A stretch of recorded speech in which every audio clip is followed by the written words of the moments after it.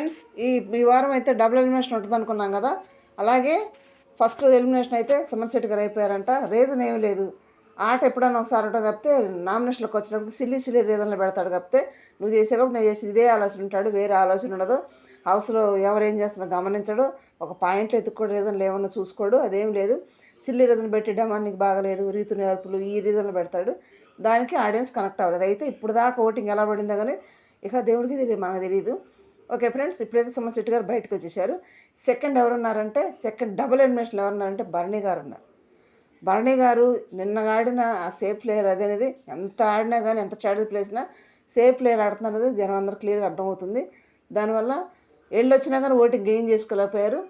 Bharani garu second elimination అవ్వబోతున్నారంట. ఇదే update friends. మీరేమంటారో చిన్న comment చేయండి.